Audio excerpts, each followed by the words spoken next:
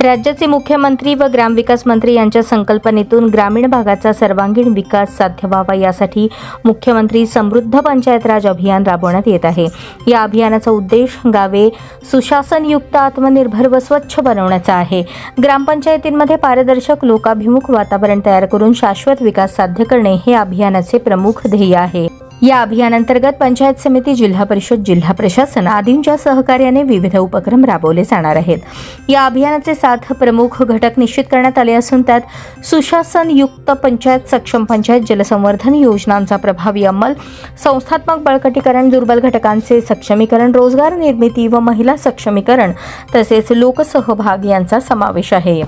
राज्यात प्रथम विजेते ठरलेल्या ग्रामपंचायतीस 5 कोटी रुपयांचे राज्यस्तरीय पारितोषिक देण्यात येणार आहे। द्वितीय क्रमांकास 3 कोटी रुपये, तृतीय क्रमांकास 2 कोटी रुपयांचे पारितोषिक असेल। तसेच विभाग स्तरावर प्रत्येक विभागातील 3 ग्रामपंचायतींना अनुक्रमे 1 कोटी 80 लाख, 60 लाख रुपयांची पारितोषिके दिली जाणार आहेत। जिल्हा स्तरावरही पुरस्कारांची सोय असून पहिल्या 3 क्रमांकांच्या पंचायतींना अनुक्रमे 50 लाख, 30 लाख, 20 लाखांचे पारितोषिक मिळणार आहे। प्रत्येक तालुक्यातील सर्वोत्तम 3 ग्रामपंचायतींना 15 लाख, 12 लाख व 8 लाखांचे पुरस्कार दिले जातील। याशिवाय विशेष पुरस्काराचीही तरतूद असून प्रत्येक तालुक्यातील ग्रामपंचायतीला 5 लाख रुपयांचा विशेष पुरस्कार असेल। अभियानाचा कालावधी 17 सप्टेंबर ते 31 डिसेंबर 2025 असून एकूण 100 गुणांच्या निकषावर मूल्यांकन केले जाणार आहे। यामध्ये प्रशासन, आरोग्य, शिक्षण, महिला सक्षमीकरण, रोजगार, पर्यावरण, स्वच्छता व लोकसहभाग यांचा समावेश आहे।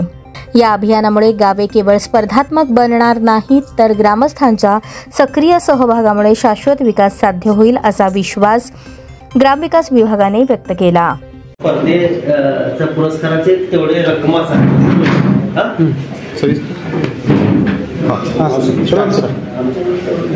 सर्वांना नमस्कार। आज दक्षिण सोलापूर पंचायत समितीमध्ये माननीय मुख्यमंत्री समृद्ध पंचायत राज अभियानच्या अनुषंगाने जे पत्रकार परिषद आपण बोलवली होती, त्या पत्रकार परिषदेला उपस्थित असणाऱ्या सर्व पत्रकार बंधूंचं तसेच माझे सहकारी सहाय्यक गट विकास अधिकारी देसाई साहेब यांचंही मी या ठिकाणी स्वागत करतो। मुख्यमंत्री समृद्ध पंचायत राज अभियान हे एक नाविन्यपूर्ण अभियान आपल्या तालुक्यामध्ये म्हणजे संपूर्ण राज्यामध्ये सुरू होतं आहे। या अभियानाची पूर्वतयारी म्हणून पुणे या ठिकाणी एक कार्यशाळा झालेली होती।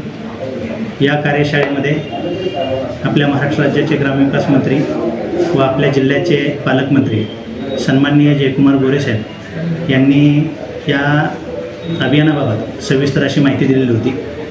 माननीय मुख्यमंत्री देवेंद्रजी फडणवीस साहेब व ग्रामविकास मंत्री माननीय जयकुमारजी गोरे साहेब यांच्या संकल्पनेतून हे अभिनव अभियान या ठिकाणी सुरू करण्यात आलेलं आहे। यापूर्वी देखील अनेक अभियानं झालेली आहेत। प्रत्येक अभियानामध्ये आपण हिरिरीने भाग घेतलेला होता। मात्र हे अभियान जरा वैशिष्ट्यपूर्ण या दृष्टीने आहे की यापूर्वीची जी अभियानं होती ती विशिष्ट अशा घटकावरती केंद्रित करणारी होती। उदाहरणार्थ जे ग्राम स्वच्छतेचं अभियान होतं ते स्वच्छतेवरती भर देत होतं, तंटामुक्तीचं अभियान होतं ते तंटामुक्तीवरती भर देत होतं, संत गाडगेबाबा ग्राम स्वच्छता अभियान होतं ते स्वच्छतेवरती भर देत होतं।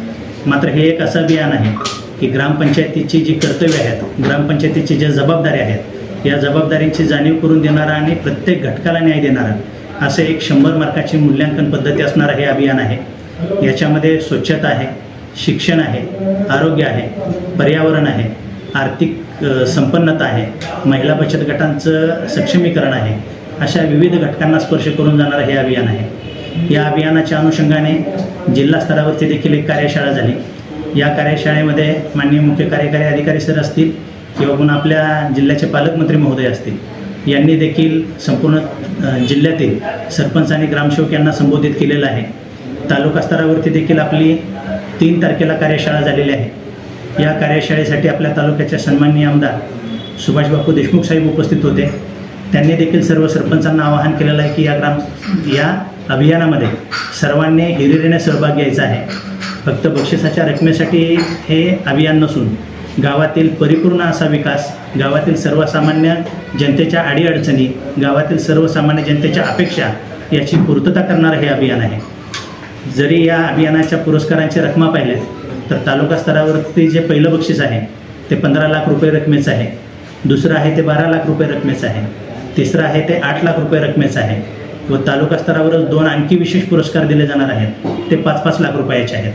जसं तालुका स्तरावरती हे पुरस्कार वितरण होत आहे, तसं जिल्हा स्तरावरती देखील यापेक्षा अधिक रकमेची बक्षीस आहेत, विभाग स्तरावरती बक्षीस आहेत आणि नंतर राज्यस्तरावरती देखील बक्षीस आहेत. राज्यस्तरावरचं पहिलं बक्षीस 5 कोटी रुपये रकमेचं आहे, दुसरं 3 कोटी रुपये रकमेचं आहे आणि तिसरं बक्षीस हे 2 कोटी रुपये रकमेचं आहे.